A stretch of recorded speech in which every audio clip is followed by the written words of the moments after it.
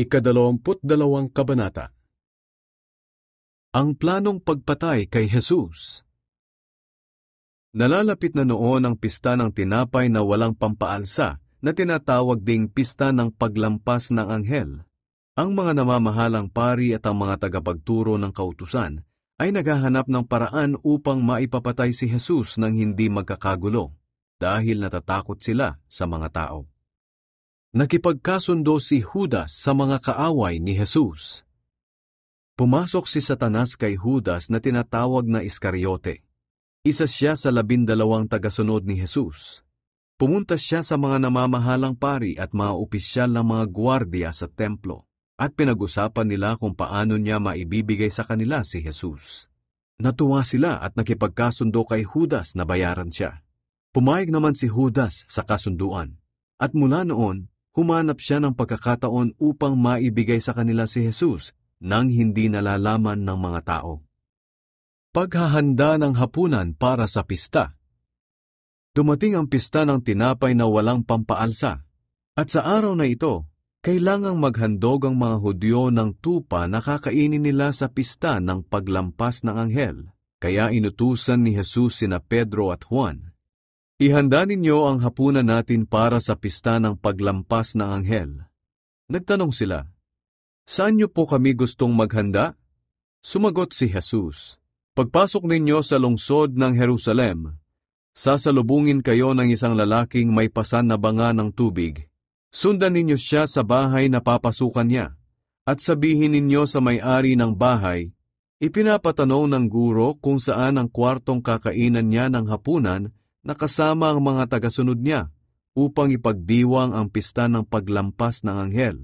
Isasama niya kayo sa itaas at ituturo sa inyo ang isang malaking kwarto na kumpleto ang kagamitan. Doon kayo maghanda ng hapunan natin." Lumakad sila at nakita nga nila ang lahat ayon sa sinabi ni Jesus sa kanila, at inihanda nila roon ang hapunan para sa pista. Huling hapunan ni Jesus. Pagdating ng oras ng hapunan, kumain si Jesus at ang kanyang mga apostol. Sinabi ni Jesus sa kanila, "Gustong-gusto kong makasalo kayo sa hapunang ito sa pagdiriwang ng pista ng paglampas ng anghel bago ako maghirap. Sapagkat sinasabi ko sa inyo na hindi na ako muling kakain ito hanggang sa matupad ang kahulugan nito sa araw ng paghahari ng Diyos." Pagkatapos kumuha siya ng inumin.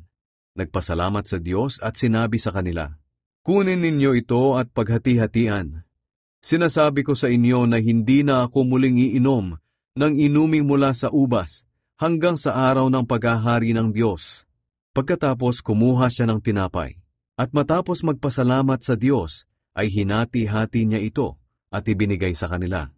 Sinabi niya, "Ito ang aking katawan na inihahandog para sa inyo. Gawin ninyo ito bilang pag-alaala sa akin." Pagkatapos nilang kumain, ganoon din ang ginawa niya sa inumin. Kinuha niya ito at nagpasalamat sa Diyos at sinabi, "Ang inuming ito ang bagong kasunduan na pinagtibay ng dugo kong mabubuhos ng dahil sa inyo. Ngunit makinig kayo, kasalo ko sa mesang ito ang tao magtatraidor sa akin. Sapagkat ayon sa itinalaga ng Diyos, ako na anak ng tao ay papatayin. Ngunit nakakaawa ang taong magtatraidor sa akin." Nagtanungan sa isa't isa ang mga tagasunod niya kung sino kaya sa kanila ang gagawa noon. Ang pagtatalo tungkol sa kadakilaan. Nagtalo-talo ang mga tagasunod ni Jesus kung sino sa kanila ang pinakadakila.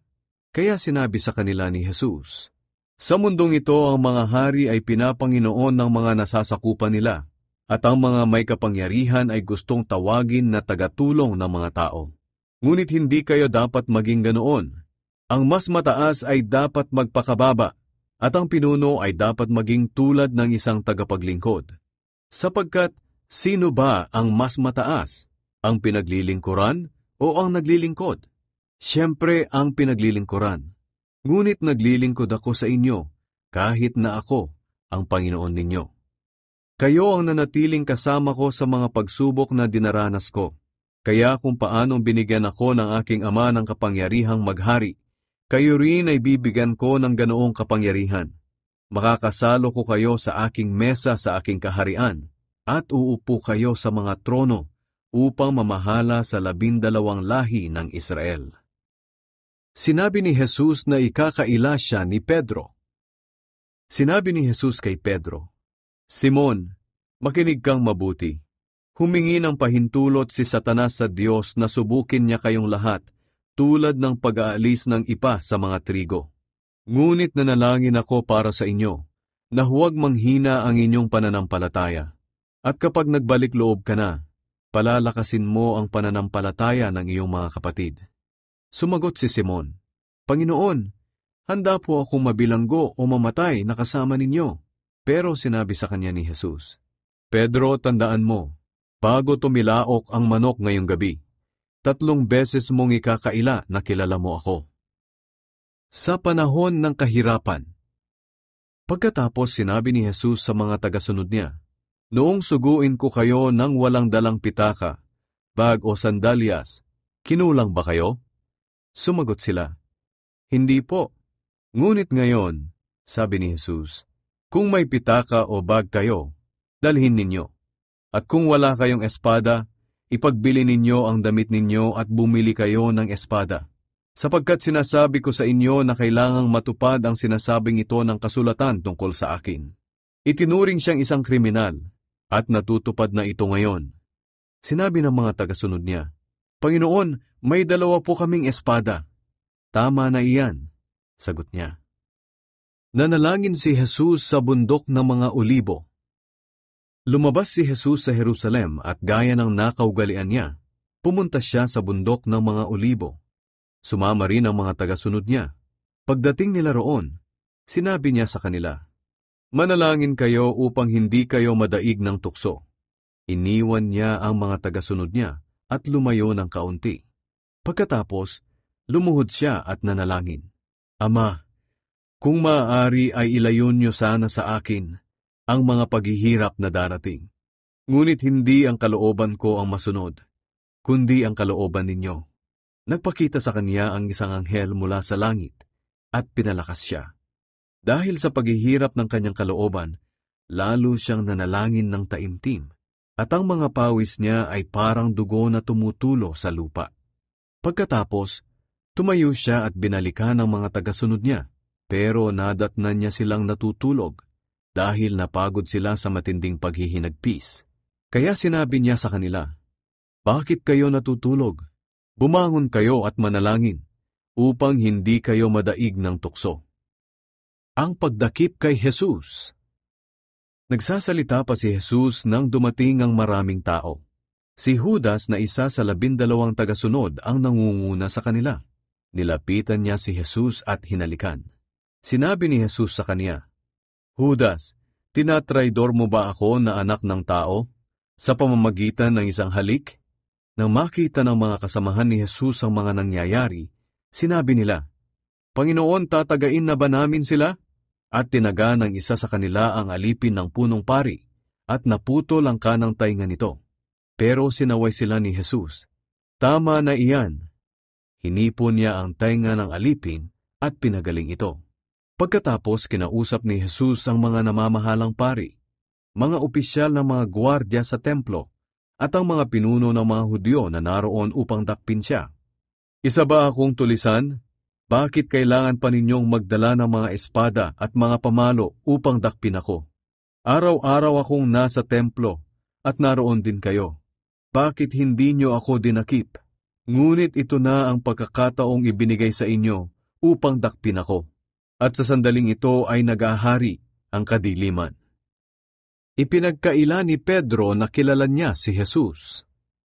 Dinakip nila si Jesus at dinala sa bahay ng punong pari. Sumunod naman si Pedro pero nasa malayo siya. Nagsiga sa gitna ng bakuran ang mga naroon at naupo sila sa paligid ng siga para magpainit. Nakiupo rin si Pedro sa kanila. Nakita siya ng isang utusang babae sa tabi ng siga at tiningnang mabuti. Sinabi ng babae, "Kasamahan din ni Jesus ang lalaking ito." Pero itinanggi ito ni Pedro, "Babae, hindi ko siya kilala." Maya-maya may nakakita na naman sa kanya at nagsabi, "Kasamahan ka rin nila, di ba?" Aba, hindi, sagot ni Pedro. Pagkalipas ng isang oras, iginiit naman ng isa. Totoong kasamahan din ni Jesus ang taong ito dahil taga Galilea rin siya. Pero sumagot si Pedro, hindi ko alam kung ano ang pinagsasabi mo. At habang nagsasalita pa siya, ay tumilaok ang manok. Lumingon ang Panginoon at tiningnan si Pedro. Naalala ni Pedro ang sinabi ng Panginoon, bago tumilaok ang manok ngayong gabi, 3 beses mong ikakaila na kilala mo ako. Kaya lumabas si Pedro at humagulgol. Kinutya at binugbog si Jesus.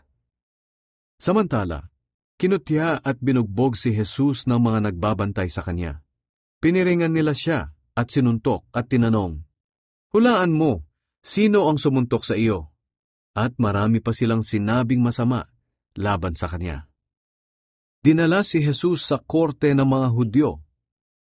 Kinaumagahan, nagtipon ang mga pinuno ng mga Hudyo, mga namamahalang pari, at ang mga tagapagturo ng kautusan. Iniharap nila si Jesus sa kanilang korte. Sinabi nila, sabihin mo sa amin, ikaw ba ang Kristo? Sumagot si Jesus, kung sasabihin ko sa inyo, hindi naman kayo maniniwala. At kung tatanungin ko kayo, hindi naman kayo sasagot.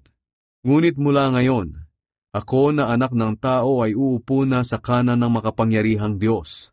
Kung ganoon, ikaw nga ang anak ng Diyos. Sabi nila. Sumagot si Jesus, kayo na rin ang nagsabi na ako nga. Kaya sinabi nila, narinig na natin ang sinabi niya. Ano pang ebidensya ang kailangan natin?